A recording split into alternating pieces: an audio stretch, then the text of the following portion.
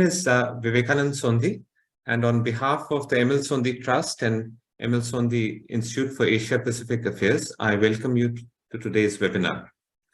Though we've all returned to the post-COVID real world, the legacy with regards to virtual webinars will perhaps be permanent. Only in such a setting can we have such a brilliant panel. My welcome to General Jong and Dr.Lakhvinder Singh from South Korea. Welcome to Dr. Pramesha Saha, General Lamba, and Ambassador Vishnu Prakash from India, Dr. Swaran Singh from Vancouver in Canada. I myself am in the United Arab Emirates, and Dr. Shivaji Sondhi, who hopefully will join us soon, is at Oxford in the United Kingdom. My welcome to all participants.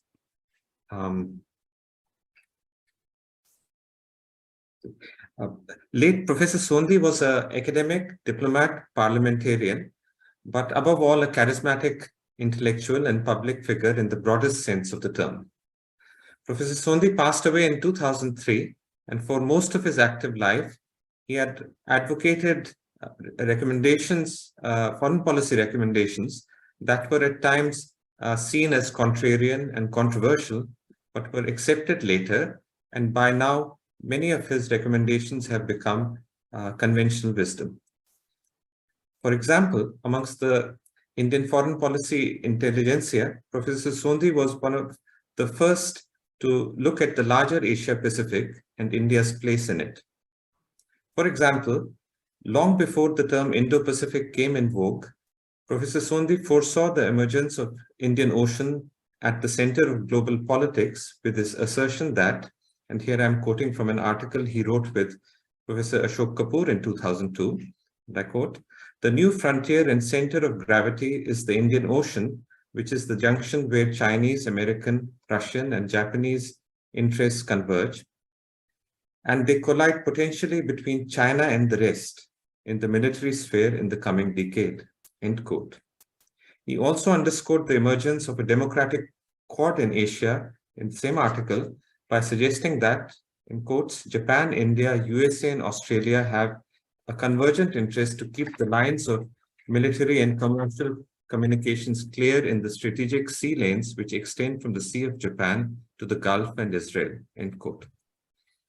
In this 50th year of India's South Korea diplomatic relations, the theme of today's webinar would have had a special resonance for Professor Sondhi. In an era where Indian elite opinion was still in thrall of state planning, Soviet model of development and non-alignment, the unfolding economic miracles and democratic changes in South Korea and other Pacific Rim economies were given a pass in New Delhi.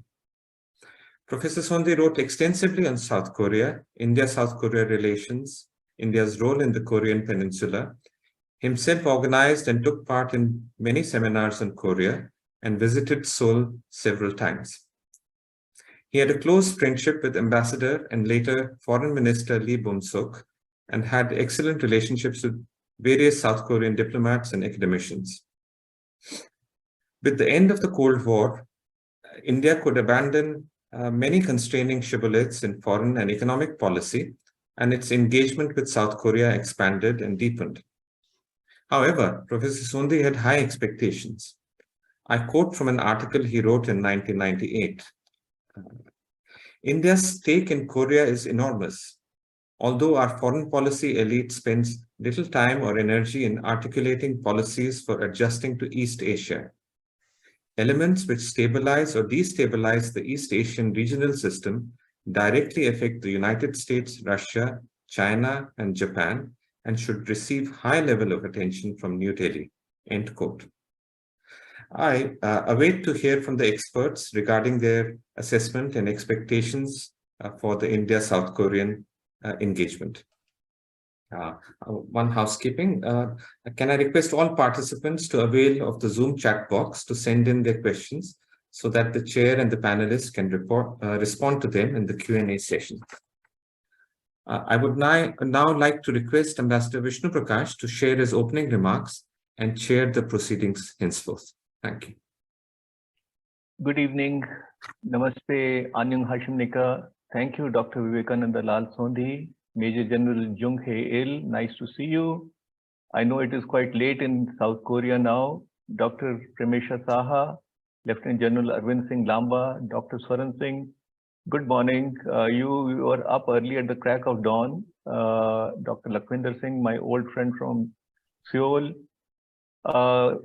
Friends, ladies and gentlemen, I would like to welcome you to the special symposium on challenges and opportunities for India-South Korea defense and strategic cooperation. And I would sincerely like to thank the ML Sondhi Institute for Asia Pacific Affairs for conceptualizing and hosting the event. What could have been a better time than the 50th anniversary of the establishment of the diplomatic relations between India and Republic of Korea, also known as the miracle on the River Han. Over the years, our ties between the two vibrant economies have blossomed and expanded rapidly, given mutual goodwill, convergence of interests, cultural linkages, the bonds of Buddhism, and economic complementarities. We elevated bilateral relations to the level of special strategic partnership in 2015. And I'm happy to say that highest level exchanges and attention have provided momentum to the ties. We in India regard South Korea as an indispensable partner in our Act East strategy. It is the 10th largest economy in the world, a technological powerhouse with growing military capabilities. I have had the good fortune of flying the Indian flag in Seoul between 2012 and 2015. I firmly believe that Korea's rag to riches journey in a matter of 4 decades is the greatest success story of the 20th century and an inspiration to everyone, all nations, small or big.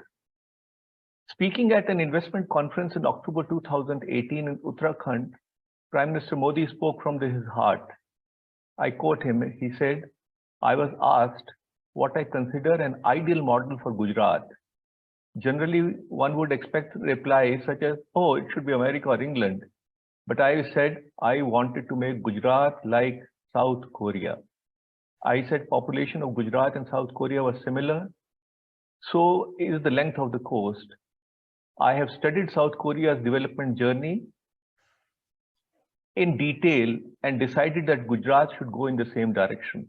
This is the Prime Minister of the country, Prime Minister Narendra Modi, who is the most popular leader in the world for the 8th year running, according to all opinion polls. Economic engagement has been and remains the mainstay of India-Korea relations. Bilateral trade touched an all-time high of $28 billion approximately in 2022, making the US $50 billion target by 2030 feasible. Even so, it is far below the actual potential. Efforts are underway to upgrade SEPA, Comprehensive Economic Partnership Agreement, and now 9 rounds of negotiations have been held. A major challenge is India's serious concerns on the growing trade deficit between the two countries, which is politically and economically unsustainable, as well as India's concerns on market access issues, including tariffs and non-tariff barriers. Korean investments in India were US $7.27 billion, about 7.3 billion in 2021. Certainly not enough, but I'm sure South Korean friends, South Korean corporations will know the tremendous opportunities available in India. Indian investments are in the region of $5 billion. It is encouraging that India and Korea, when I say Korea, I mean South Korea, along with Australia, Indonesia, Japan, Singapore, United States, and a few other Indo-Pacific nations, recognizing that their economic and security interests were intertwined, launched the process to establish the Indo-Pacific Economic Framework for Prosperity. Discussions would be held on several pillars, including trade, resilient and well-integrated supply chains, clean energy, and effective and robust tax and anti-corruption regimen to strengthen and deepen cooperation. It's also encouraging that our multidimensional ties are expanding in newer areas, comparatively newer areas like defense, security, cyberspace, renewable energy, communication and information technology, climate action, pharmaceuticals, medical devices, startups, and other areas. Deputy Trade Minister of Korea, Jeong Dae-jin, highlighted potential for cooperation in future industries like electronic vehicles and batteries, clean and renewable energy, hydrogen economy, and so on and so forth. I personally feel that establishment of a semiconductor chips plant in India by South Korea could be a game changer for the South Korean companies and their image in India, which already is very high. We welcome South Korea's recently announced Indo-Pacific strategy. It should open up more opportunities for developing synergies. The strategy envisions South Korea as a global pivotal state and is anchored on three principles of cooperation, namely inclusiveness, trust, and reciprocity.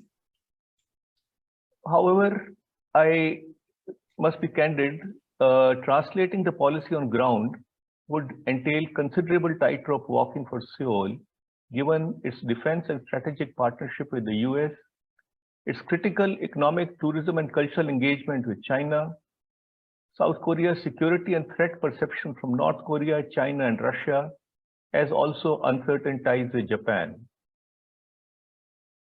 We watched with horror as last year, North Korea conducted the largest number of missile tests ever.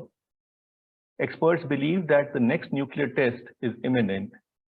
It is therefore a matter of grave concern that Pyongyang's weapons of mass destruction capabilities and ability to threaten the peace and stability in Northeast Asia and beyond is increasing regularly.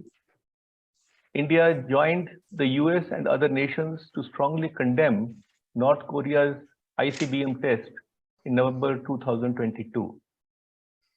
We support denuclearization of the Korean Peninsula. In fact, we have a vested interest in that happening, unlike many other players who pay lip service, if I were to say that.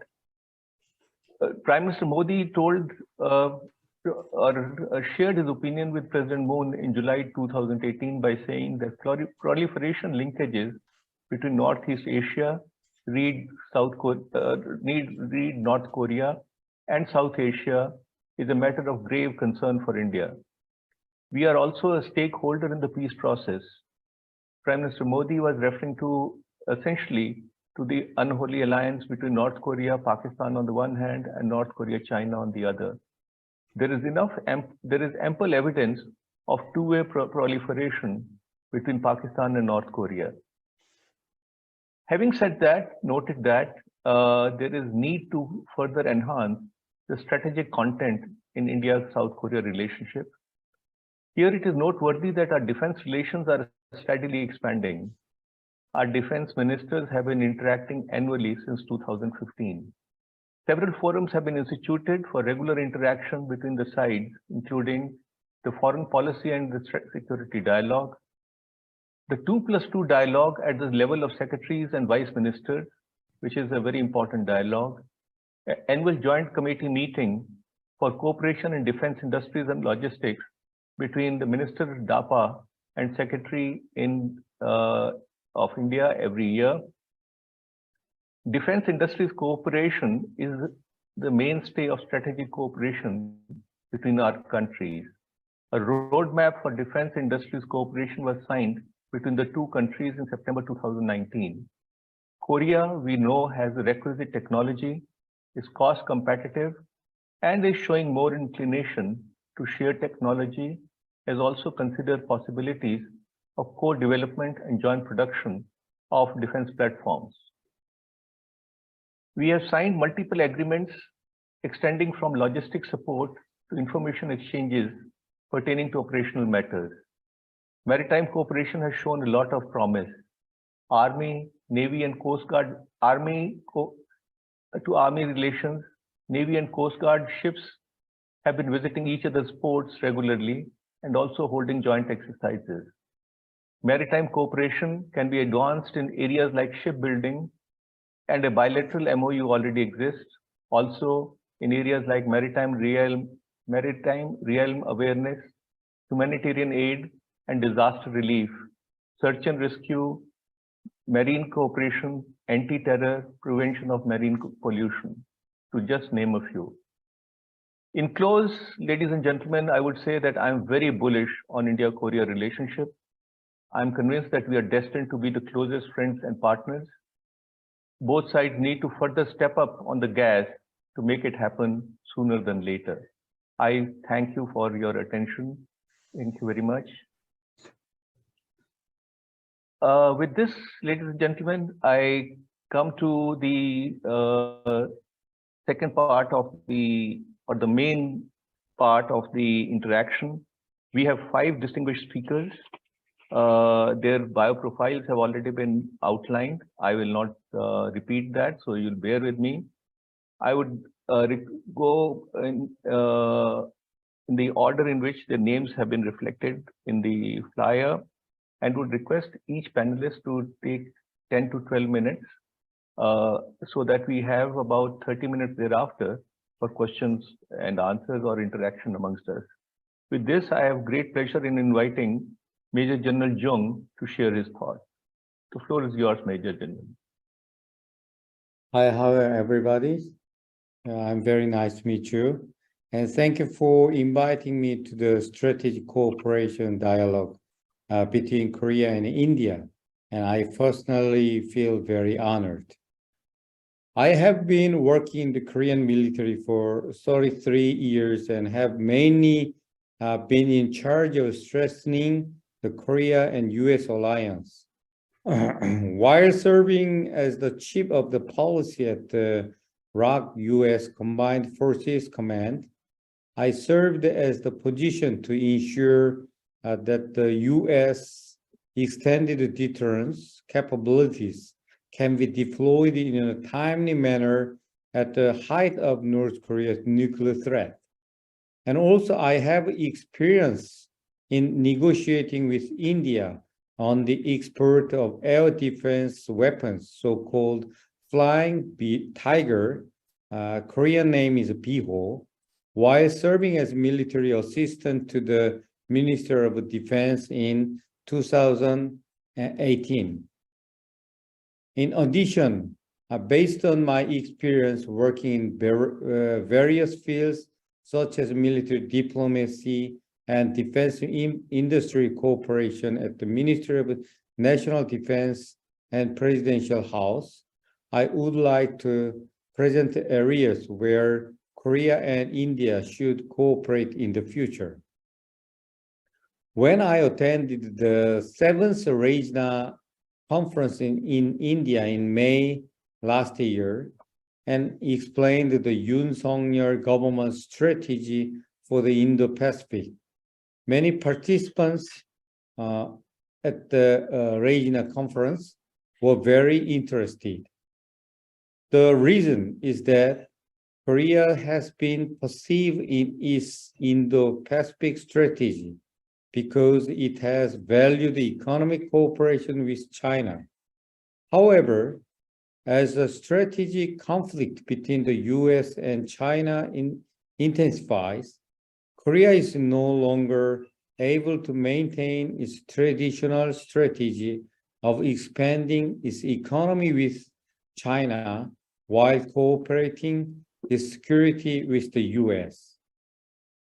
In particular, through the war between Ukraine and Russia, the world is moving toward a situation where the separation of global supply chains intensifies and free trade can no longer be maintained.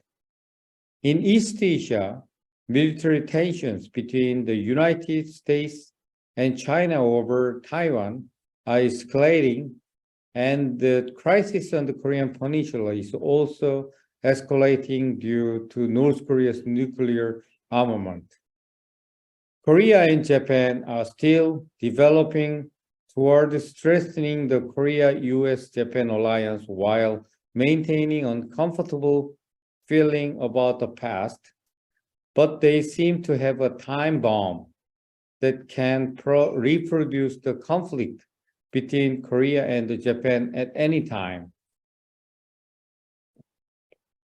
In the international, very conflictive order of East Asia, which has these complex and structural problems, India can be regarded as a strategic partner for new opportunities for Korea's future survival strategy, I think. India, the world's second largest population, is the world's most competitive country in IT technology and respects democratic values. Korea is a special country that historically has a very deep-rooted bond feeling that descends from Prince Ayutthaya. The security situation India has experienced so far is very similar to that of Korea. The security crisis management system, which has maintained deterrence amid the escalation of the nuclear crisis with Pakistan, is a very valuable experience for Korea to learn. The security situation, which has to manage various disputes at the border, is similar to that of Korea. India's efforts to strengthen its defense capabilities by improving its own defense capabilities, which it has relied on Russia, can draw many lessons from the experience of self-defense and defense reform that Korea has been striving since the 1970s.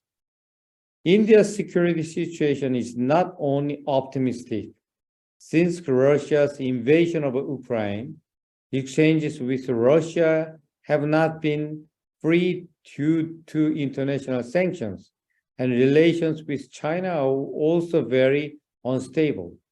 India must have the most reliable partner to achieve the modernization of its national defense capabilities.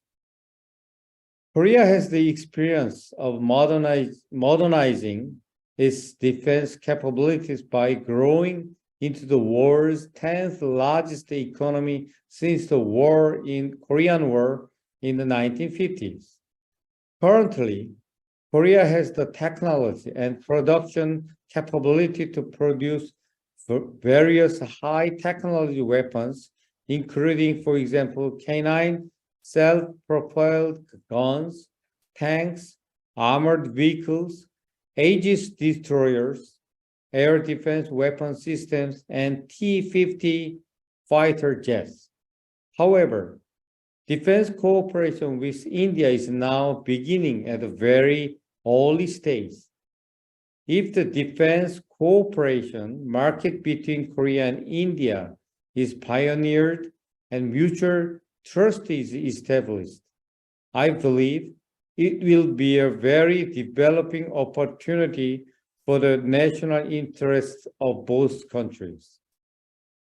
As such, Korea and India have many areas to cooperate in, such as defense cooperation, IT technology, aerospace technology, and nuclear deterrence. It will give each other an opportunity to create many benefits in the field of cultural exchange where India and Korea interact. The younger generation of BTS loving India and the younger generation, including me, of India loving Bollywood have already formed a great cultural and spiritual bond. I watched every single of Indian Bollywood movies. For example, Three Idiots. This strong bond will be a great help for the two countries to work together.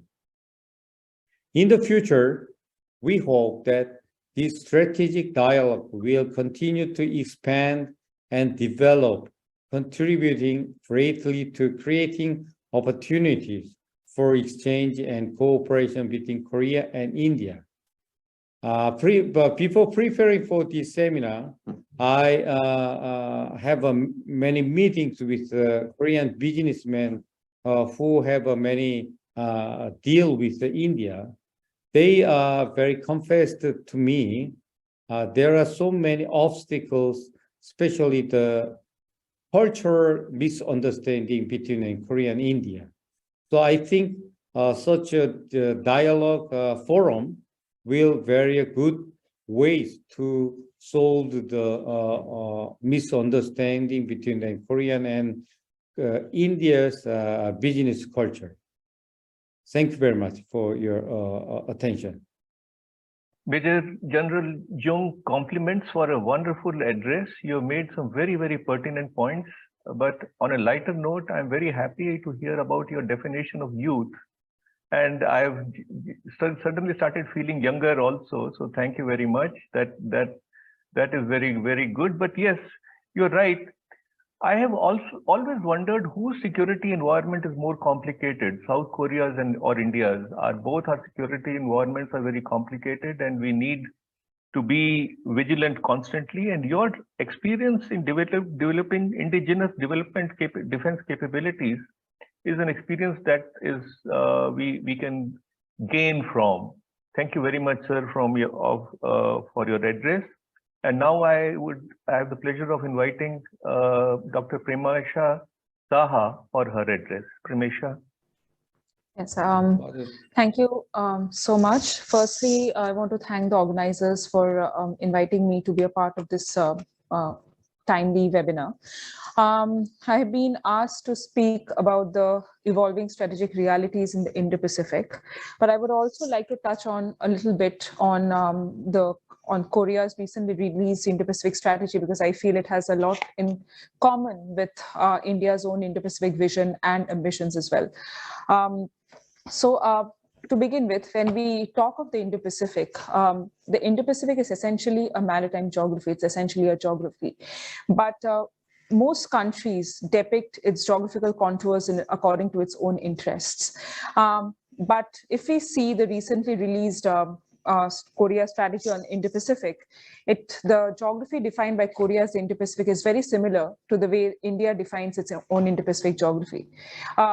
So along those lines also, where India faces that when we come to US's definition of Indo-Pacific or Australia's definition of Indo-Pacific, it differs from India's own. But a country like Korea, the geographical definition of Indo-Pacific is very similar. The reason I'm saying this is when that becomes similar, in many ways, the visions and ambitions also align. Secondly, when we talk about India's Indo-Pacific, obviously India, unlike the US or even Australia, we do not have a foreign policy white paper or a defense white paper.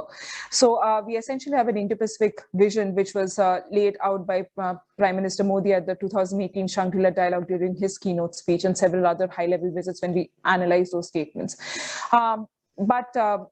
If we look at how India's Indo-Pacific vision or policy has evolved, obviously Act East forms a very important pillar of that policy. And when we talk of the Act East, initially it was referred to as the Look East. And when this renaming happened, many questioned what is the difference between the Look East and Act East. And I think one of the major differences was the broadening of the focus when it came to Act East. Look East primarily focused on Southeast Asia, but Act East also took into consideration East Asia, Oceania, the entire eastern region of the Far East, basically. So in those ways also, South Korea featured in a big way in India's Act East policy.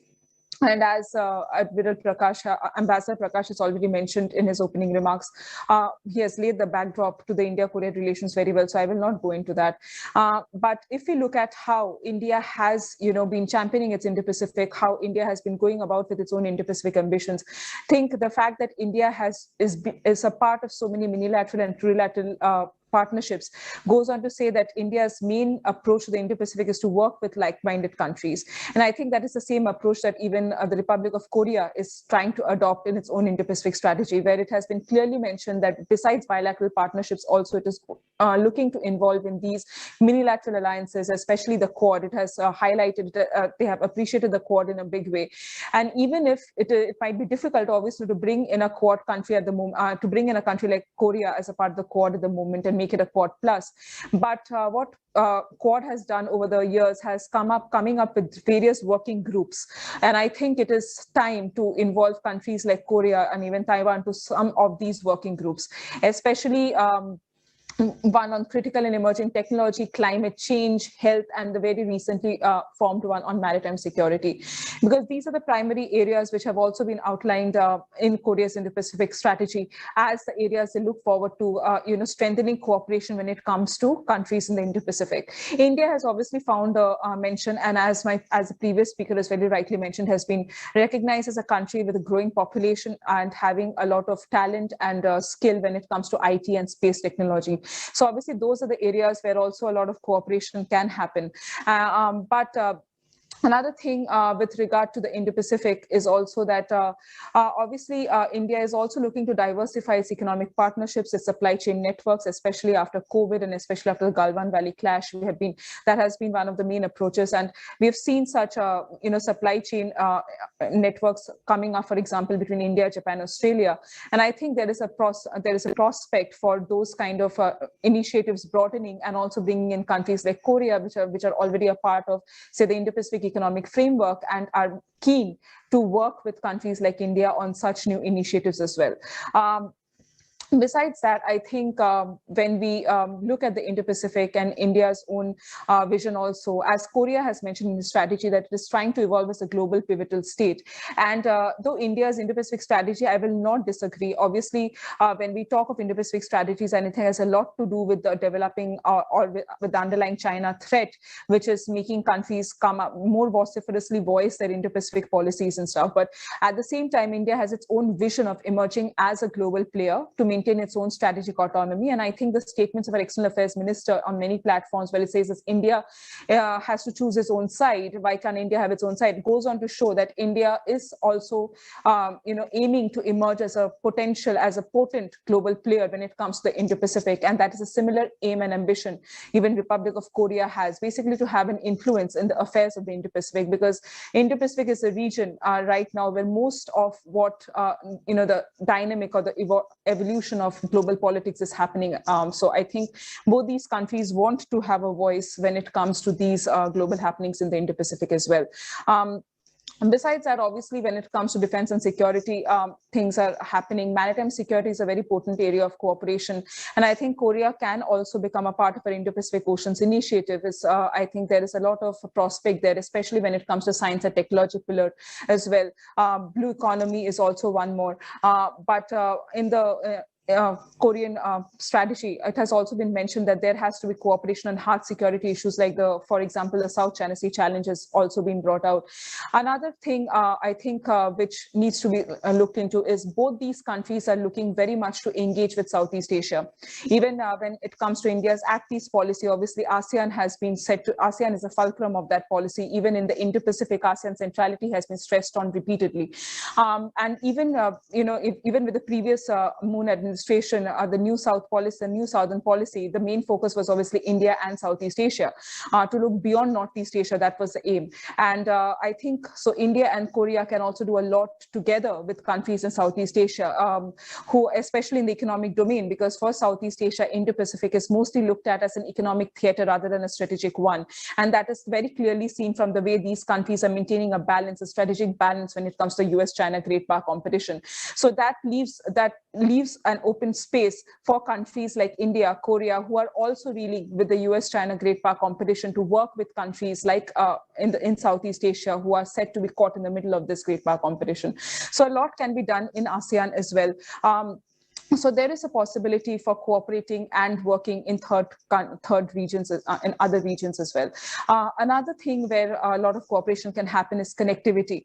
That can be maritime connectivity as well, because when I'm talking about Southeast Asia, for example, the ASEAN Master Plan on Connectivity 2025 is a very important pillar when we talk of ASEAN, and even in all foreign ministers meeting, the recent one which just happened with Indonesia taking over the chair, the ASEAN Master Plan on Connectivity always finds a mention, and that is an area of cooperation where not only Korea, but also India, Japan, Korea, and other Quad countries can work together. I think there can be a lot of cooperation happening in that genre as well. So with this, I will stop here, and I look forward to questions and comments at the end of the session. Thank you. Thank you very much, Dr. Saha, for outlining key areas of cooperation, which you have put your finger right on the pulse. And these, I agree with you that these are areas, and you also highlighted connectivity, which is very, very important. I agree with you that Korea's Indo-Pacific strategy holds a lot of promise.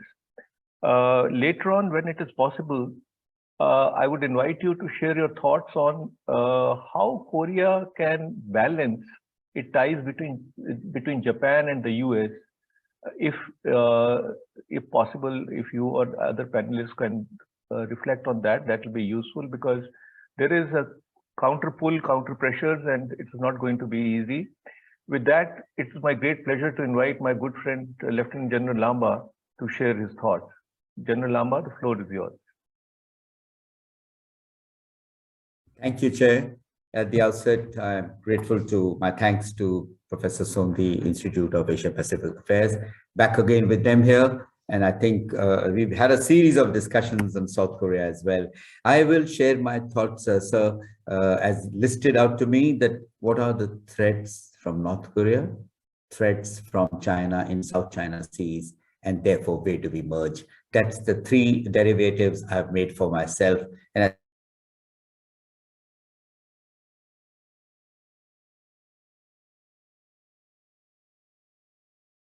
Dr. Premasa about the Indo-Pacific strategy. I will draw a few aspects that really make the two countries look in the same direction, not only because there are not common threats really today, but the threats are quite similar.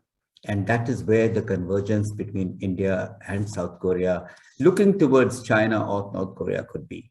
We know that the Korean Peninsula is now 75 years. They've celebrated their 75th anniversary yesterday, and we saw the display of weaponry in a parade that was in Pyongyang yesterday.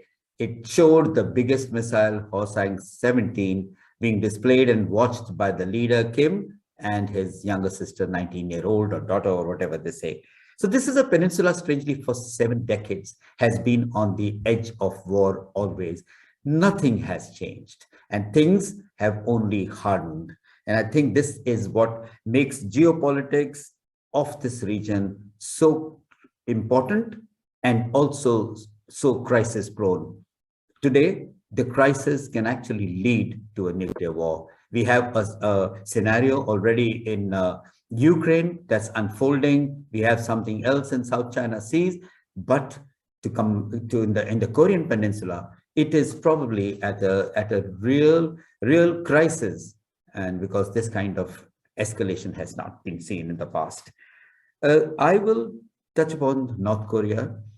Its traditional and conventional threat. I mean, I'm told to cover threats. I just covered briefly the traditional and the conventional threat. The numbers are huge compared to South Korea, but I think it's an army that's old, that's got obsolete equipment, it's got obsolescent equipment, but it got numbers in every way, from soldiers to tanks, double in every way than South Korea. Of course, South Korea is hugely high-tech in its weaponry. It doesn't need that kind of manpower, and it's doing a great job in its self-reliant, self-defense and modern technologies. So I think the traditional threat, in my view as an army man, it's almost nix. He's got long-range artillery where he can hit Seoul. That's the biggest warning he keeps giving. That could kill a huge amount of people, not by conventional artillery. But I think when it gets down to the CBRN effect and weapons of mass destruction, whenever we think about millions of casualties in Seoul alone, it's all to do with weapons of mass destruction. No artillery can cost that much. So we see so we move to the new threat, and I would call it, it's not a new threat, but it has become a different level of threat today. We have more than 100 missile tests done in 2022. The figures may vary a bit, and the ranges just simply go on increasing. We had the Hwasong 4, we had the Hwasong 7, 8, we had 14, and today we have 17. And I think the ranges have gone up from nearly 400 kilometers to over 7,000 kilometers. In other words, it covers Hwasong 17, covers New York, covers US mainland, maybe California, maybe Seattle, and maybe anywhere else on the Western coast. The display of their power yesterday on the parade really reflects not the capability, but the mental mindset of North Korea, which is really the cause of crisis in the international domain. It doesn't have much to do with capability, because that way Russia has the largest number of weapon systems, of strategic nuclear weapon systems, but it may never be able to, it has its deterrence already seems to have failed. So I think I'll cover that as we go along. And I think today we need to guard against the North Korea's nuclear threat, and that is its escalation and its irrationality. So when we put together its irrational escalation, there are two things that strike us more. First is the range of the Hwasong 17, which now today threatens the United States.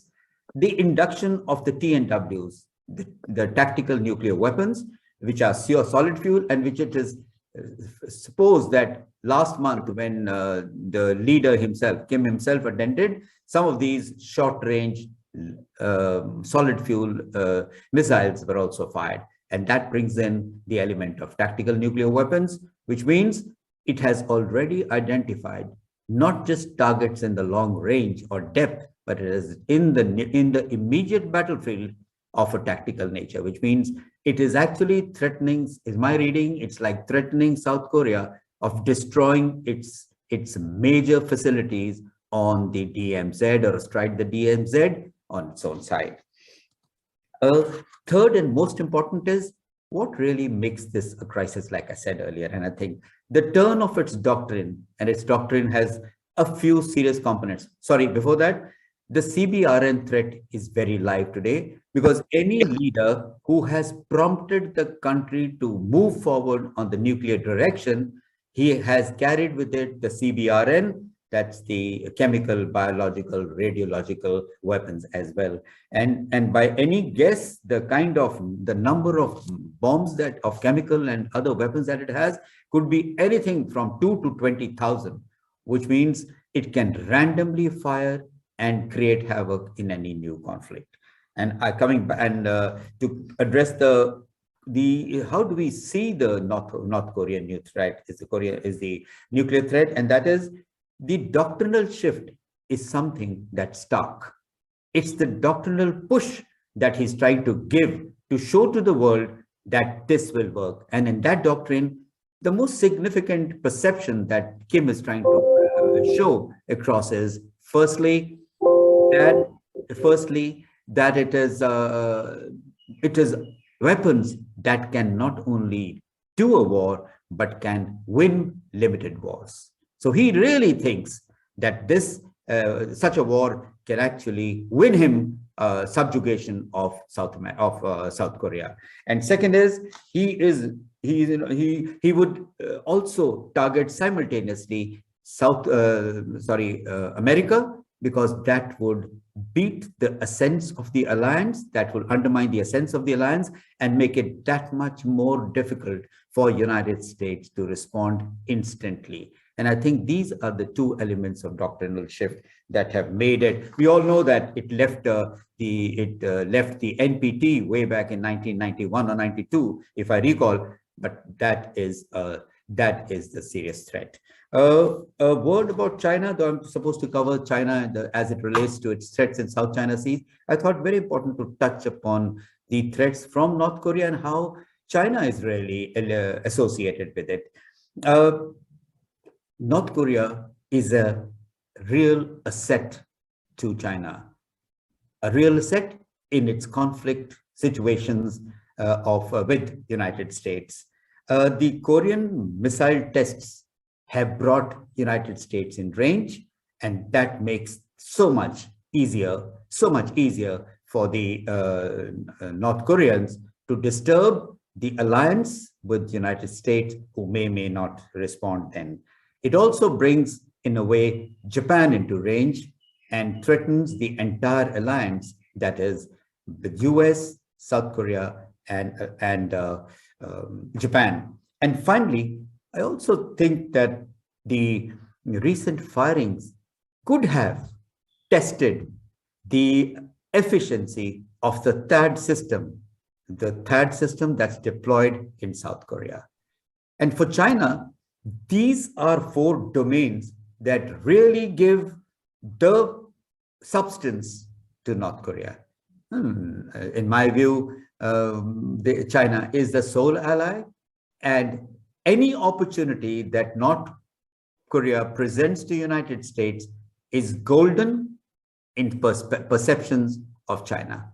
And rest I'll leave to that, because China has tried to always step back when it comes to hyphenating the two. But I have these military reasons and security perspectives to say that China is a standby, a close player with North Korea. Coming to China, the next part I have to cover in the South China Seas, the assertiveness is really phenomenal. The problem with the world has been hard bases when they were coming up in the Indian Ocean. They were called the string of pearls. We all knew what the string of pearls would be. They would be just a string of mines to be activated when by personal domination, intervention, and outreach when the time comes. And I think that's happened. I remember having heard a commentary of one of the United States Indo-Pacific Command, one of the generals who was flying over these 3 reefs, and don't have to name them. These 3 reefs have today been fully militarized. They can take on fighter jets. They can actually station 30 to 40 submarines, and they can take on n number of fighter aircraft wherever they are required. And I'm talking of the regions south, Incal, Hainan, the entire area south into the South China Seas. The three areas you're well aware of is the Mischief Reef and Fiery Cross, and there is one more, I think. So these are the 3 which today, despite the world talking about them for 20 years, the world couldn't stop them. So the threat of China in the South China Seas is not live. It's taken to a point of crisis. And we need to look at it that way, so that what we see, we actually do something about it today. So if these be the threats, what are the opportunities for India and Korea in special strategic partnerships? And that's the substance of highlighting these. First is we know that South Korea, the change of leadership has at least started looking from away north, a policy of unification that has failed. And North Korea and China were both very excited about that policy because it gave them the ability to threaten, pressurize, and compel South Korea to actually seek unification. And the underline was it would all be united under the rule of North Korea, and there would be no balance as I ever saw it. And South Korea also hopes to be a global pivotal state, and therefore it has to reach out to big powers. And to me, India is no longer an emerging power. India is a beyond the middle power status, and it is the right power for Korea to align with.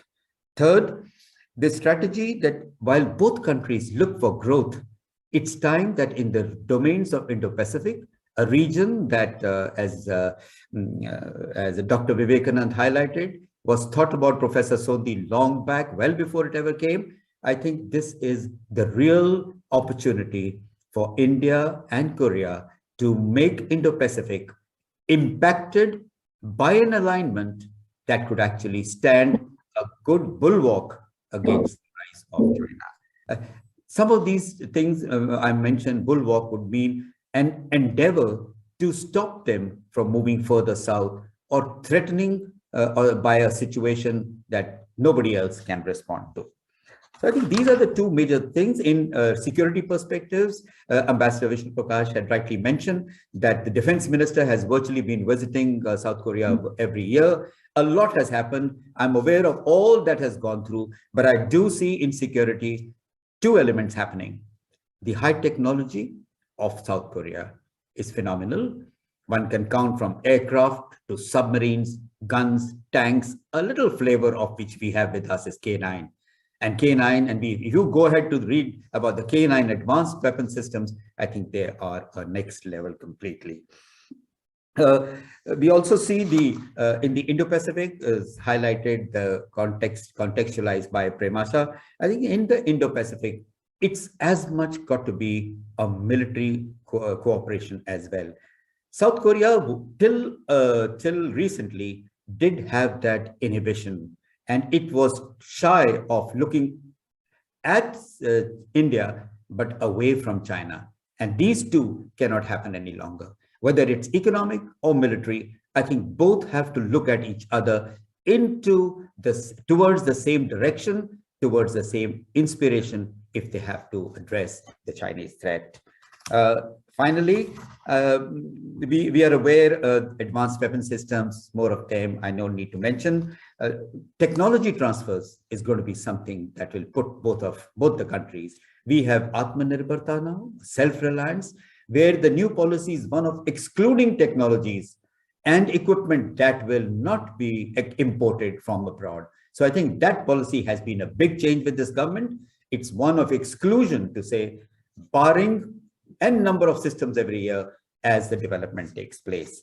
And finally, on the maritime cooperation, I briefly mentioned, but I leave it here to say that the India and South Korea can truly cooperate and enhance the maritime partnership. A bit has already been said by earlier speakers. As a strategic partnership, my second last point is no defense cooperation, no strategic partnership can be a full perspective without talking of economic cooperation. And Ambassador Vishnu Prakash had rightly highlighted that we intend to go to 50 billion trade in 2030. And if that be the target, we need a very strong economic component, a passage, bodies that must facilitate it. I've seen that sometimes when defense cooperation takes place, there are the lack of suitable platforms of either side necessitate G2G purchases, like it happens with Americans all the time. You go to government, there should be a free passage where this can take place. So the economic cooperation will be very important. And finally, to what therefore has South Korea and India to see and look together in the same direction? We can elevate this strategic partnership because the threats are quite same. And one similarity I'll draw, since I've lived through that, is the Pakistan nuclear rise and where it led us. And in just 2 points, we saw when Pakistan turned nuclear. Second, Pakistan brought in the TNF. And why did they bring the TNF? Was because India went in, and I was a part of it, and this is now an open domain, that India went in for a proactive strategy. A strategy that actually threatened Pakistan, and Pakistan justified the entry of its TNWs. I think North Korea too has not used the same analogy, but bringing in TNWs is actually like threatening territorial targets, military targets in the tactical or operational battlefield. Second, that General Lamba, 1 minute, please. 30 seconds more, sir. Last sentence. Thank you, sir. Is that the three alliances, that's South Korea, US, South Korea, Japan, India, US strategic partnership. It's not an alliance. So I think all of that gets affected by the threats from North Korea and indirectly by China. So I think this whole region, South China Seas and North Korea put together, have to be seen in a larger perspective, and India, Korea can surely take steps forward to make a significant difference. Thank you, sir. I've exceeded my time by 2 minutes. Apologize for that. Not at all. Your presentation has been very comprehensive and substantive. You have touched upon critical issues which add a lot of value to the deliberations that we have at hand. You're right, sir, that the growing military capabilities of North Korea, and given the policies and outlook, is a worrisome factor, quite a worrisome development. And the fact that the deterrence so far has not produced much of a result, and denuclearization, while it's an objective, there is no plausible approach that is in sight, at least. Hopefully something will work out sooner than later. With this, let me invite Dr. Swaran Singh. I hope he has had his morning cup of tea and has already exercised and gone for a walk, because it's just about 5 o'clock in the morning at where he is. But Dr. Swaran Singh, so nice to see you, sir, and the floor is yours. Thank you, Chair, Ambassador Vishnu Prakash. And I think that is advantage of having been in diplomacy for a long time. I remember, perhaps correctly, that you have spent time in Vancouver and, of course, in Seoul. I'm delighted to be with the esteemed panelists, General Jung, General Lama, Dr. Saha, my friend Lakhvinder. But most of all, I'm delighted to see Ma'am Madhuri Sondhi on my screen. It's such a delight, ma'am, to see you again. And I want to join Shivaji and Vivekanand in my salutations to my professor, ML Sondhi. Rightly said that the visions that he had, and some of those were seen as peripheral issues for Indian foreign policy, have over years become the mainstream foreign policy, whether it is Asia-Pacific engagement or nuclear policy. I remember Professor Sondhi not just as a great, brilliant scholar, national leader, but to us students, most accessible professor. I remember as young, very innocent, sometimes simpleton students, we could even stop his Maruti van on the road to say, please sign some papers. I remember having come home for signatures for my MPhil dissertation. So it's a great way to remember Professor ML Sondhi's contributions and his personality, that, ma'am, you have sustained this Institute for Asia-Pacific Affairs in his name. And delighted to see that Shivaji and Vivekanand have not only pursued their father's great excellence and continued in academic careers, but also are contributing to ML Sondhi Institute for Asian Affairs to remember his memory. I can see Shivaji on my screen and Vivekanand also. It's a great recall of great times that I think, and great inspiration and learning we had from Professor Sondhi. The issue that I wish to use my maybe 8 to 10 minutes now is to underline soft power as we talk about military and strategic sort of components of relationship with the South Korea. And I was delighted to see that Ambassador Vishnu Prakash began by citing a speech of Prime Minister, saying that when he was chief minister, he saw South Korea as a model of a similar size to transform Gujarat into a similar miracle. I think the same example continues to be very, very effective and relevant if we look at using soft power as component that would strengthen and sort of streamline India's influence around the world, of course, backed by our strategic and military prowess in that sense. Of course, we have repeatedly heard of Buddhism being the greatest link between our two nations. Indeed, as we speak in this panel today, there are about 108 South Korean pilgrims who are on pilgrimage from 18th of February.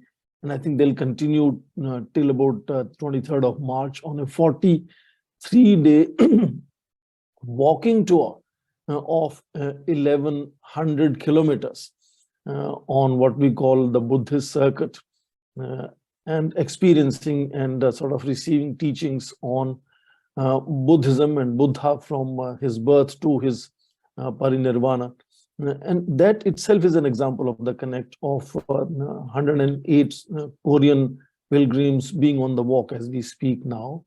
In fact, this is something which is again very central to Prime Minister's vision of using culture, diaspora linkages in taking India's foreign policy objectives forward.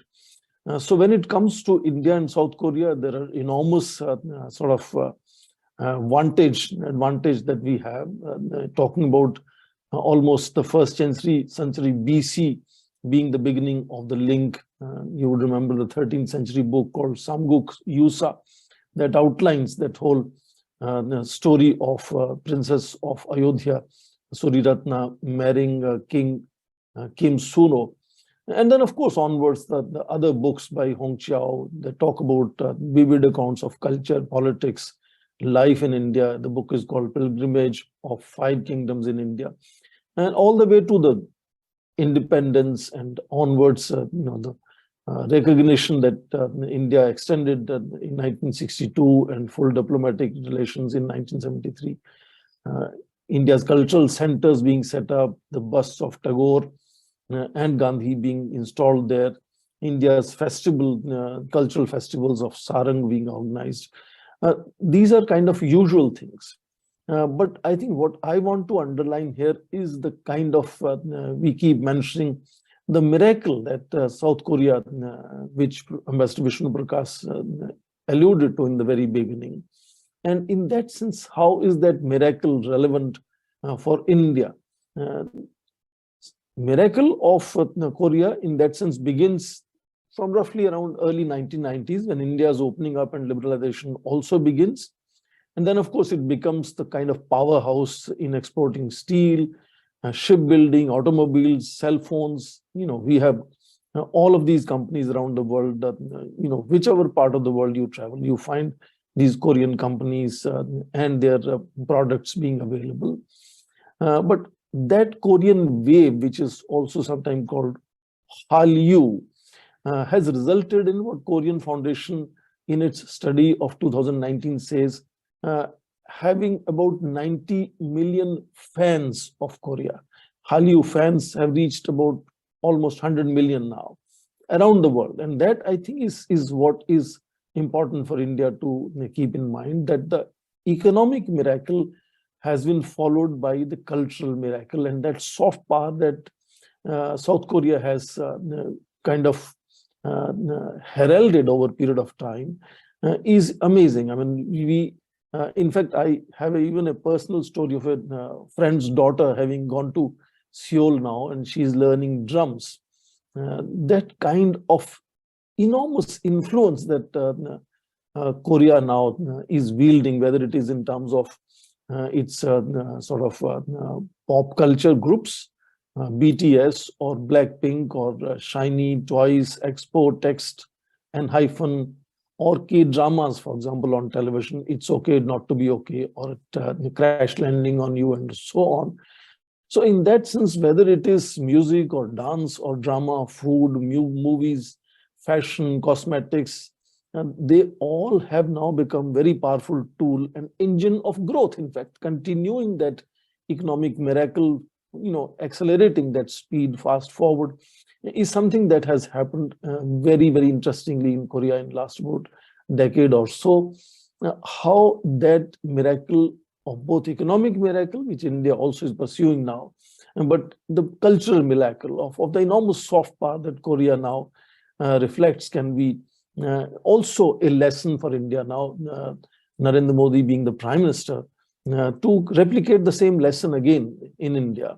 And that is where India's soft power to follow, not just having Tata and TCS presenting itself in Korea, but also the enormous traditional wisdom that India has had. I think how to make use of enormous soft power that India also have in terms of not just setting up few cultural centers. We are in Korea, in Busan, in Seoul, we are teaching yoga, we are teaching dance forms, cooking, and all other things, and languages, etc. But how to make use of that model or example of Korea emerging as a great soft power powerhouse in that sense. Among others, for example, they also have Seolgi Titok culture of now they talk about sharing their wealth or goodies or whatever they have achieved with what they call marginalized neighbors and people. So in that sense, I think it is important to underline a very important report that has come out from India's Parliamentary Committee on External Affairs this year. It's titled India's Soft Power and Cultural Diplomacy, Prospects and Limitations. Now that I won't take too long to talk about it. Basically, three important limits that it has underlined where India needs to focus on and invest in replicating, as I said, if we have to replicate Korean example again, in enhancing India's soft power, and that will again bring India Korea much closer. The three limitations that it talks about this year is limitations of budget. We understand, and Ambassador Vishnu Prakash will vouch me, the budget of Ministry of External Affairs is roughly around 0.4% of India's GDP, compared to the budget of India's Ministry of Defense being now about 2% of India's GDP. So if we have to match up the soft power with hard power of India, I think that need to be corrected. So budget is the first limitation that this report of Parliament Committee on External Affairs brings out. And then, of course, it also talks about the second limitation of talented personnel. And I think that is where the issue of lateral entries and co-option and taking on consultants from outside in sort of strengthening Ministry of External Affairs in pushing forward that the soft power approach is important. And third, I think is completely understandable, is maximizing interministerial coordination. And that is where it talks about various agencies that Ministry of External Affairs has, whether it is restructuring of Indian Council of Cultural Relations, which I think has about 100 chairs in various universities around the world, and using those as to how to globally market India's indigenous wisdom, India's culture, food, fashion, and so on. So in that sense, what I'm underlining is how Korea can again become a lesson for India to make sure India's soft power becomes another miracle, like Korean miracle, and therefore that will bring much more advantage point to both India's economic prowess, as India wants to move forward and achieve 5 trillion economy by 2025, but also make India's military power more effective. Because military power, as you know, we are also moving in military diplomacy, in joint exercises, HADR. So it's not necessarily the missiles and fighters and bombs and ammunitions. Sometimes power projections are much more effective, and therefore that is where the soft power model of South Korea becomes much more relevant for India. And I think that is where I hope that Indian Prime Minister he remembered Korean example when he was Chief Minister of Gujarat. He would keep in mind the miracle that South Korea has brought about in pushing forward that K culture, K-pop, K-music, K-food, and K-everything, inspiring youth around the world.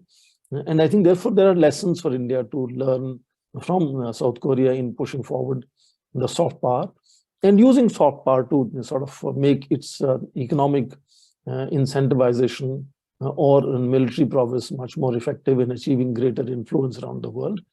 Let me stop here, and I look forward to any comments and questions that might come my way, and I'll be happy to respond to them. Thank you, and back to Ambassador Vishnu Prakash. Thank you, Dr. Swaran Singh. A very interesting linkage that you have drawn between soft power and economic miracle, and soft power being a foundation on which you can build so many things, and which is a very interesting thought, and I would tend to agree with that. You're right about Buddhism, which is a very strong bond between India and South Korea. And the best part is the popular goodwill that exists between the two countries, between the two people, that cannot be engendered very easily. And once that is there, that becomes an enabling factor in building relationships and taking relationships forward. With this, I would like to invite Dr. Lakhvinder Singh for his remarks. It's so nice to see, even though virtually, Dr. Lakhvinder Singh after a long time. The floor is yours, Mr. Singh. Thank you, sir. First of all, I would like to start by paying my regards to Mrs. Zondi. Thank you, ma'am. For me, it's like homecoming. So happy to see you here. Now, I would like to start with a personal note. When 25 years ago, Professor Emil Zondi sent me to Korea, there was not many people who could understand the importance of Korea. But he could clearly see the strategic importance of Korea. And he convinced me that I should go to Korea, not USA or other country. And he said Korea will be a very important part of India's growth story in the coming years. Today, he has been proved right. Today, India and Korea are working together like never before. So we can say today's webinar is our homage to his visionary leadership, the kind of role he has played in building the foundations of India-Korea cooperation cannot be ignored by anyone. Today, the kind of work his students are doing both in Korea as well as in India is unprecedented and having a huge impact in giving a new direction to this very important relationship in the Asia-Pacific regions. So we must understand the kind of role Professor Zondi has played in building the foundations of this relationship. It's our duty to emphasize again and again from where this whole thing is coming. As we all know, India and South Korea has long historical ties. Even during the Korean War, India played a very important role in bringing peace to the region. It was India's role who could bring both North Korea and South Korea negotiation table and could solve their very intricate problems. But unfortunately, after the war ended, due to Cold War, we was pushed back. We was not able to keep our engagement with both Koreas. And somehow, willingly, unwillingly, we was seen as a partner of North Korea because of our association with the US, Soviet Union. And that left a very bad impact on South Korean psychology. So when Cold War ended, our relationship immediately started picking up, 1990. So it was just a matter of few years when people like Professor Zondi took the lead and started coming to Korea, and even he sent me with a very clear mission that we have to put the relationship into place. So by the time when Modi ji came to the scene, which is already a flourishing relationship between two countries. So when he gave the Modi Moon vision for peace and prosperity, along with the joint statement, that upgraded their relationship to special strategic partnership. That was the basic foundation which our leaders put into place to give the current push to the relationship. As you know, this year we have a new, last year we have a new South Korean leadership. And that leadership is looking towards India in a very special way. In his Indo-Pacific strategy, it's a very broad vision. For the first time, Korea is looking towards the region in a very big way. As you know, Korea is known as a hermit kingdom. Hermit kingdom was Korea was satisfied looking within. It was very rarely looked at the outside world. But now, for the first time, Korea is looking towards the region in a very big way.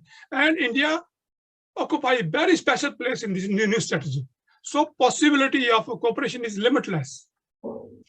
There's also already a convergence between new Southern policy as well as India's Acts policy, and free and open Indo-Pacific region. So these two policies of South Korea and India are bringing two countries together like never before. And this is giving push to stronger economic cooperation. We already have India-Korea comprehensive economic partnership talks going on. Last year, we had a 9th round of discussion to upgrade the free trade agreement to working level, functional level. Initially, it played a very important role, but somehow, because of basic contradiction between the economic situation between North and South Korea and India, it couldn't work properly. But now, with the new leadership in place, new push is coming. And this year, this year we saw that we have a very successful foreign policy security dialogue in Seoul. Then our foreign secretary came to, joint secretary came to Korea, and we had a very thorough discussion between two countries. So now our area of focus is getting bigger and bigger than before. Then before, like this kind of issues we are not discussing. Now we are talking about comprehensive strategic partnership and talking about building a new rule-based order in the region. This is a very new agenda. Korea and India was never talking like this. This new agenda which has come into the play is bringing new synergy between India and Korea together. New element which is coming to play is China. Both India and China are finding it very difficult how to accommodate China. Both don't want to take a hard position against China because there are very complicated economic as well as defense ties with China. So I think China element is also giving a new push to India-Korea strategic partnership. So I think because India has long experience to handle China, so I think Korea can learn something important from India, how to do the strategic balancing between USA as well as China.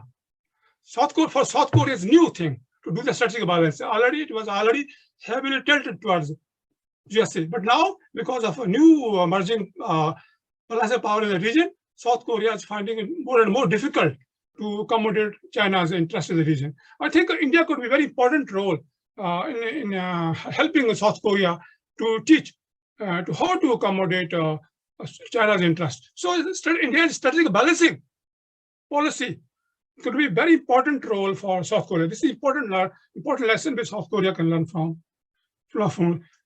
Other thing which is very important for now for the region is that our agenda has much changed. Earlier we were just focused on just trade and investment, but now we are talking about rule-based order, G20, Indo-Economic Forum. So this kind of new issues which has come into play have broadened the scope, broadened the area for discussion between Korea and South Korea.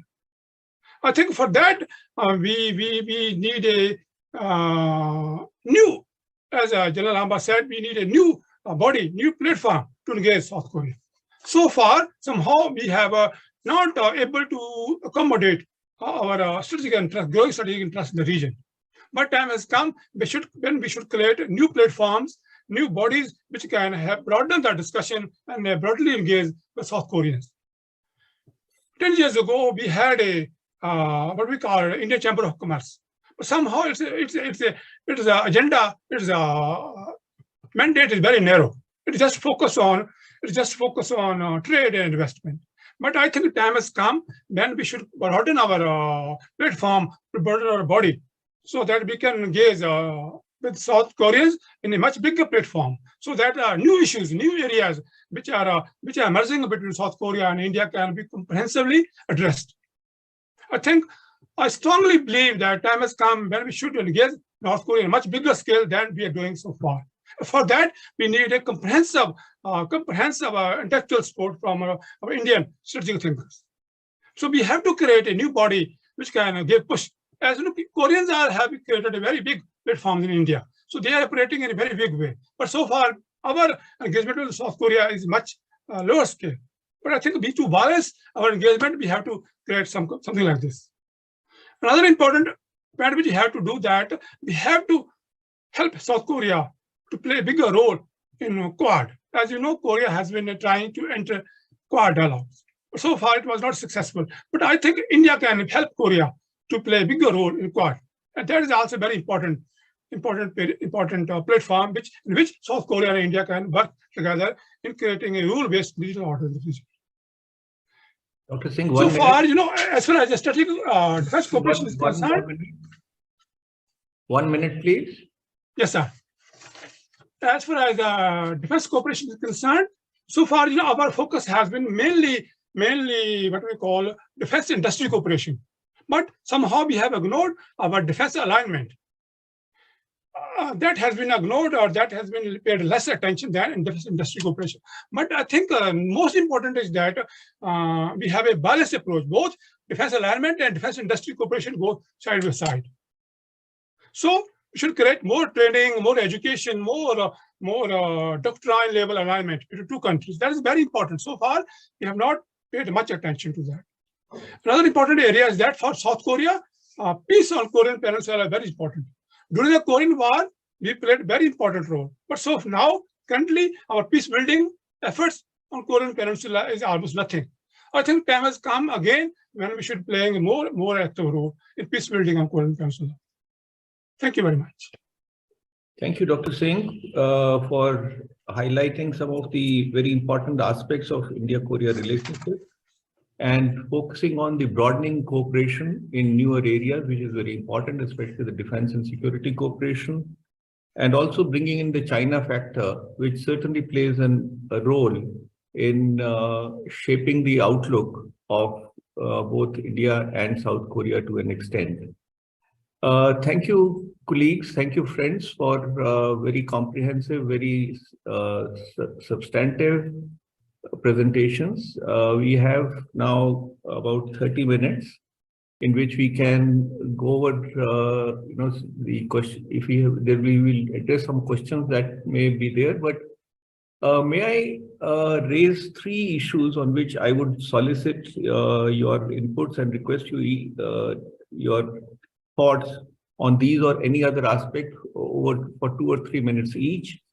One is the big challenge that Dr. Lakhvinder Singh mentioned and other panelists also mentioned about the balancing of relations, the challenge that Korea faces of balancing relations between China and the US. On one side is the security and strategic partnership, a political partnership, alliance, and then there is the economic dependence and the ability of China to not only weaponize economic issues, but cause a lot of economic discomfort and even go beyond that. So how does Korea do that, and whether Korea is successful in doing that? The other side of the coin is Korea-Japan relations, and which are, if I were to put it mildly, are uncomfortable. And that relationship, which is important for both Korea and Japan to get it right, to strengthen their alliance, strengthen the overall strategic posture and deterrence vis-a-vis North Korea. And last but not the least is the question of denuclearization of the Korean Peninsula, where hope is receding. But do you see any possibilities, and if so, what would they be? So, but these are just my thoughts. If you would like to reflect on any particular aspect, I would we'll all be very appreciative. Let me start with Dr. Premisha Saha and then move over to General Lamba. Premisha? Yes. Would like to deal with 2 parts, that's China, US, and Korea, Japan, because very sincerely speaking, North Korea is not my area of specialization, so I won't dive into it. But with regards to China, US, I think I agree with Dr. Singh when he said that Korea can draw some lessons from India when it comes to the balancing between US and China. But I think there is also another region from which Korea can draw a lesson, and I think that is Southeast Asia as well. Many say that, because of China's growing economic influence in Southeast Asia, there has been a divide caused within the ASEAN because how differently countries look at the South China Sea dispute, for example. This is just to give an example. But at the same time, one also needs to realize that how this region is also drawing benefits from both these countries with their balancing and hedging. You see countries like Philippines, for example, drawing defense, with the recent EDCA getting upgraded, and US being given 4 new locations for accessing advanced access to bases, basically. So how they are drawing benefits from both the countries in the areas that both these countries excel in. For example, when it comes to defense and security, they are looking at the US, but when it comes to economics, they're looking at China. Because complete decoupling from China when it comes to economic sector is logically speaking not possible at the moment.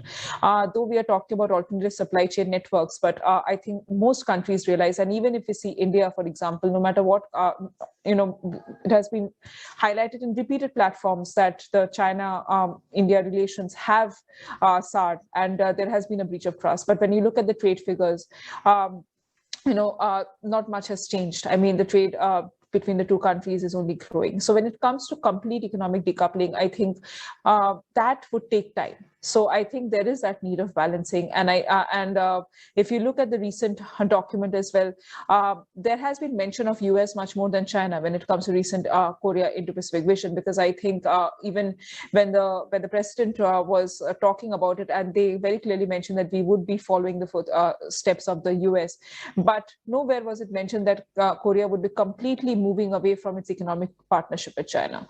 So I think that balance would be maintained wherever it is required, and I think that's a that's a cautious approach, but I think that's the approach needed currently. The second question with regard to Japan.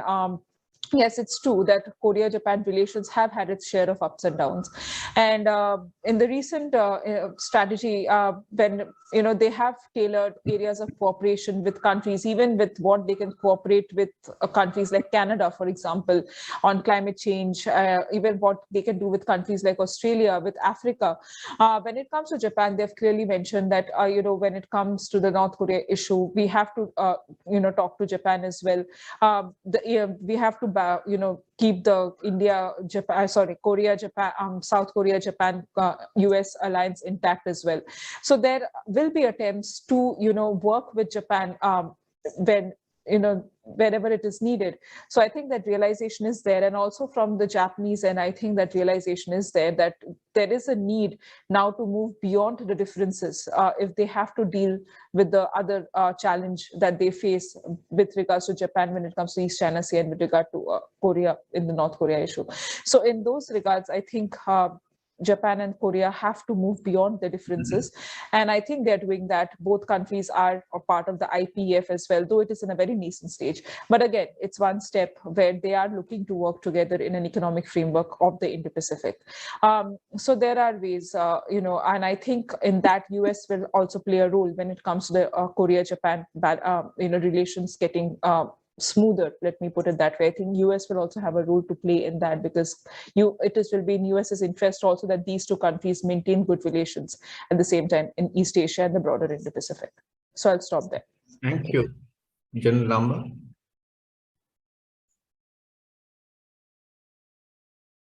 You need to unmute yourself, General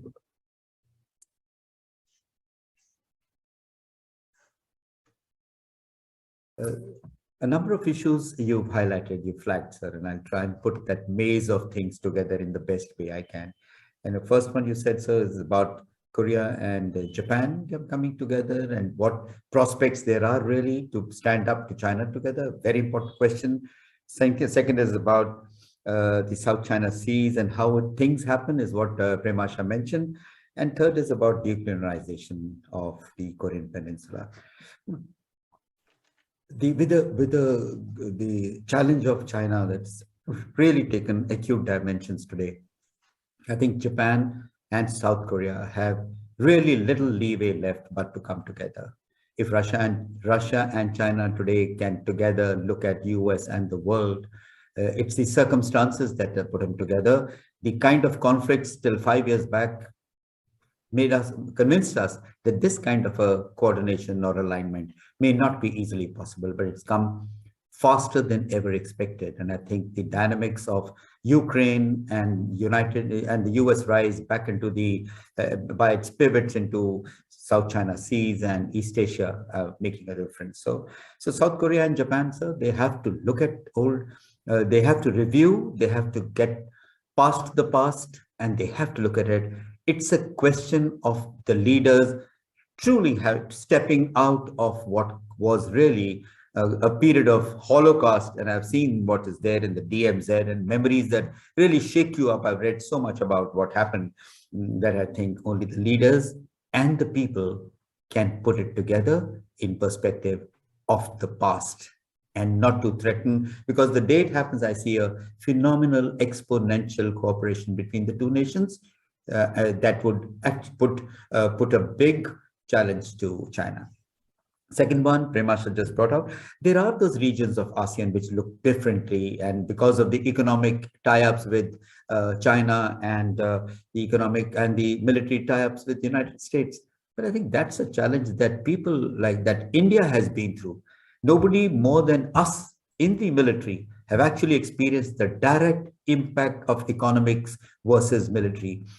In many of the events that we had, and we had very senior people from Indian bureaucracy and the Indian diplomat and very senior diplomats, we would always struggle for which will be the ultimate truth, in my view, and that is economics and security have to go hand in hand.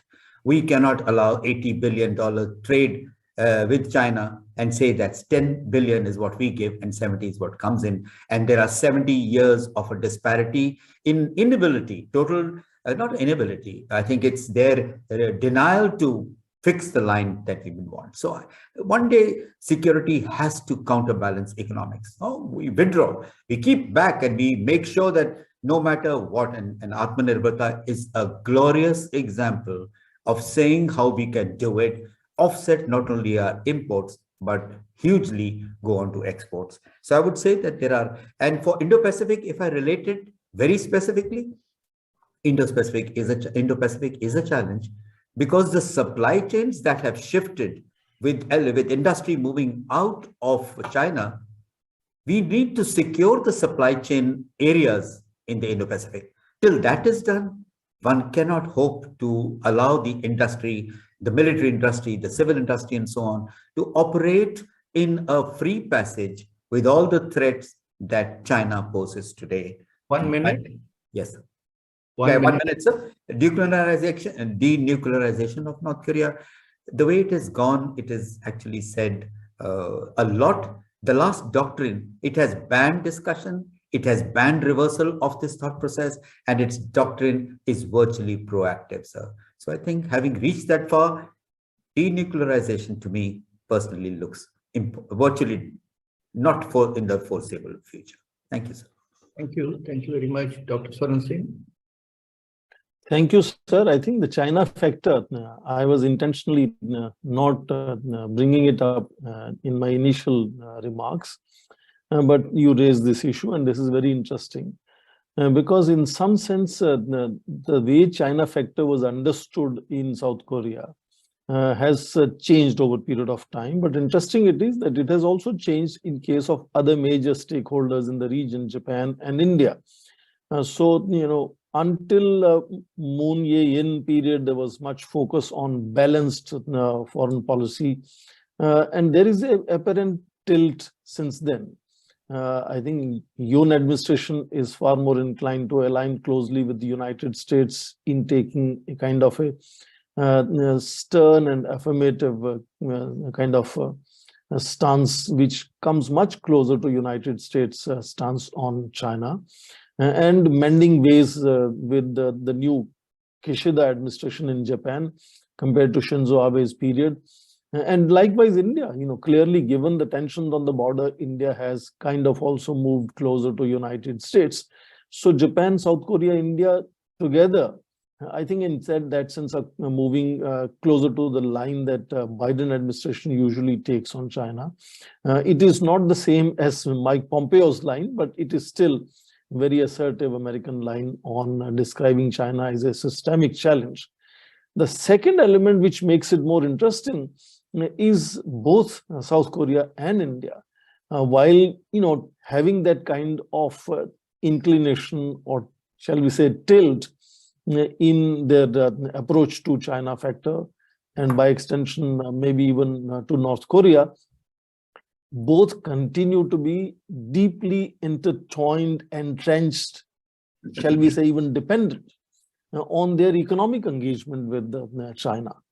For example, in case of India, border tensions have continued, but the bilateral trade has also continued to grow. I think one of the most rapidly growing bilateral trade, and the worst is that it is one-sided trade.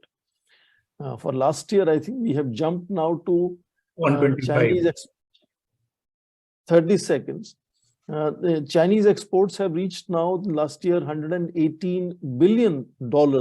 India imports $180 billion, which is I think 17% of total imports of India from around the world.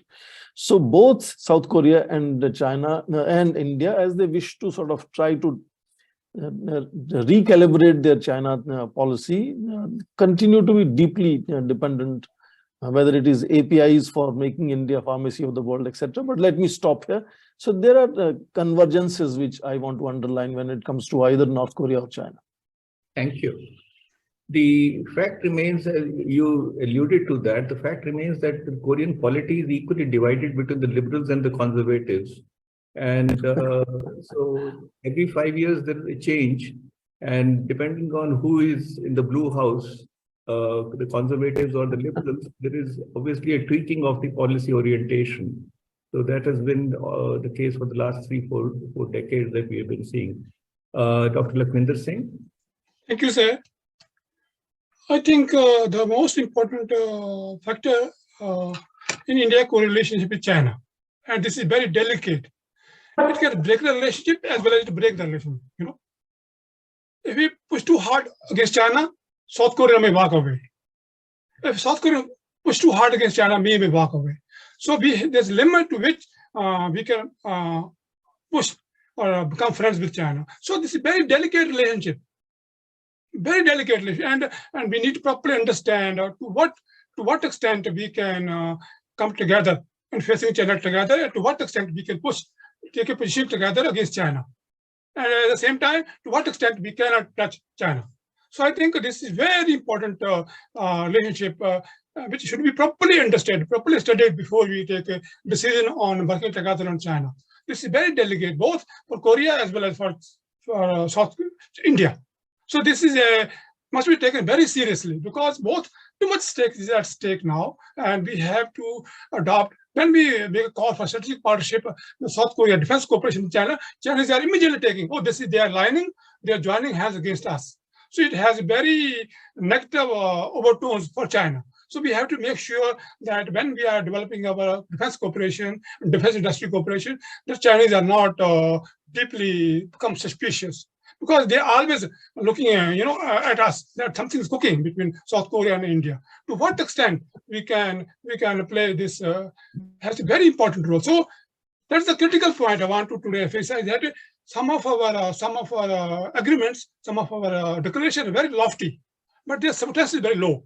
But so they, to some extent, unnecessarily scare China. So my suggestion today is that our declaration should be less lofty, less noisy, and more substantial. So that because we have to handle China very carefully. So that's what I'm talking about, putting together a new concept of strategic balancing. To what extent we can handle China without provoking China. So this is a very important point which we should keep in mind when we join hands together in South China Sea, in the Indian Ocean, in the South Asian countries. So our need of the hour is that without provoking, we come together. So that fine balance has to be kept between our strategic and defense policy. Point very well made. Number two, second point I want to say is that India is a country of peace.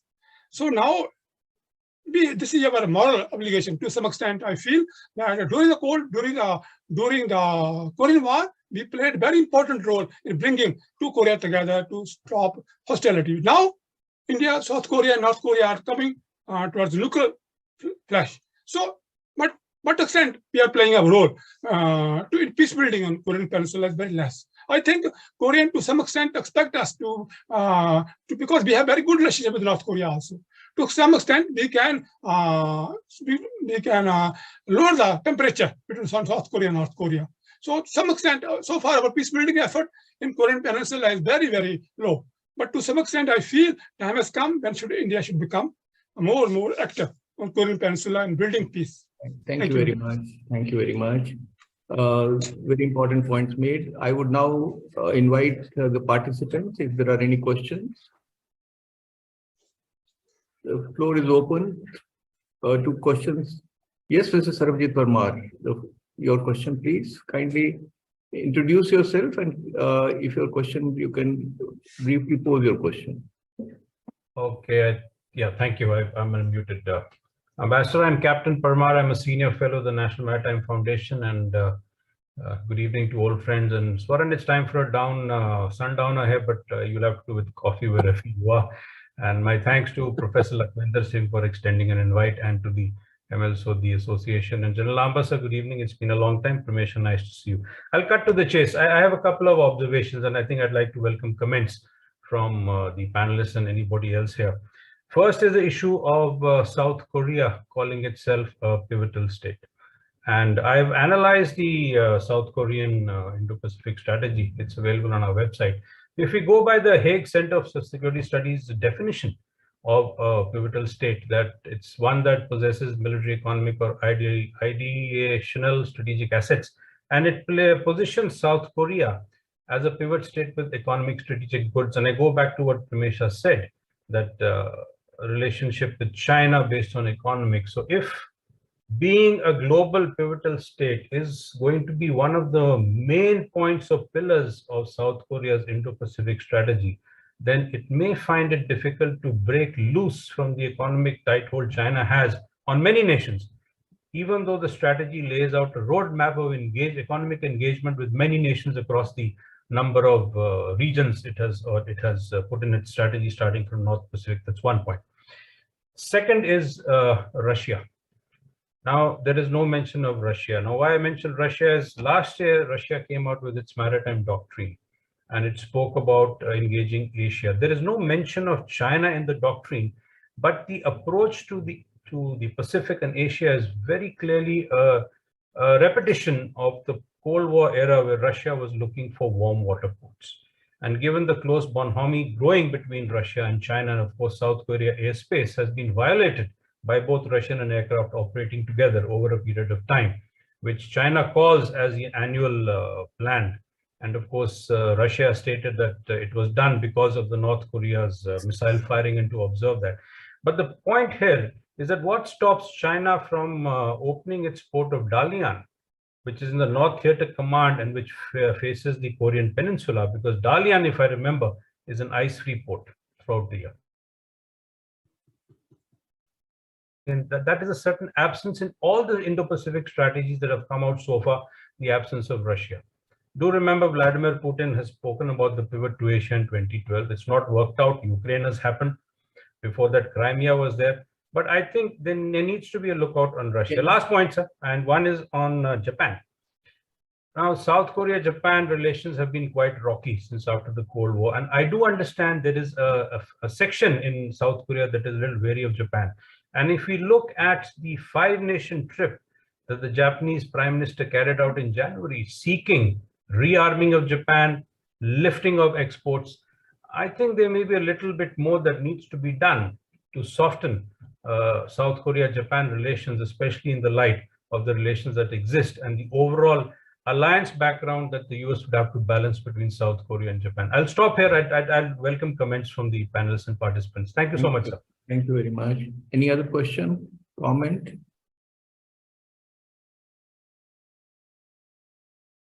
If there is no other question or comment, I would invite any panelists who would like to respond to or reflect, share his thoughts on the points or her thoughts on the points that Mr. Parmar has made.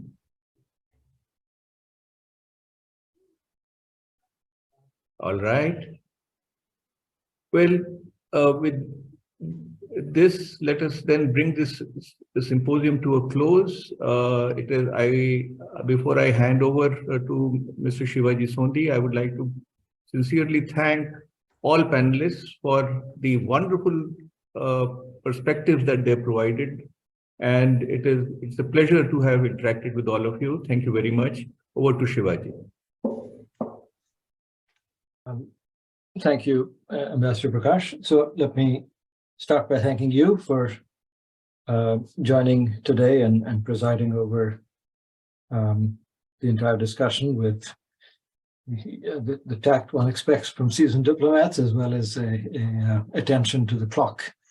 And then I'd like to thank the speakers. I guess Major General Jung has perhaps left, but obviously him, Dr. Saha, General Lamba, Dr. Singh, and Dr. Lakhvinder Singh. I would note that my father was a graduate of Khalsa College, Jalandhar, and so he would have been particularly pleased at the composition of the panel. Then I would like to thank my brother, Vivekanand, who's actually the person who now runs the programming for the Singh Institute, and he's the one who does all the hard work. And as I say every time, my job is simply to show up and to thank various people, which is easily done. So it was a terrific discussion. It really is very striking to me that, as a couple of the panelists already said, that what was once upon a time a sort of niche obsession in the Sondhi household has ended up being something that is now centrally and openly discussed, as was done here. So it's great to see, and thank you all for coming and being part of this really excellent and topical and timely discussion.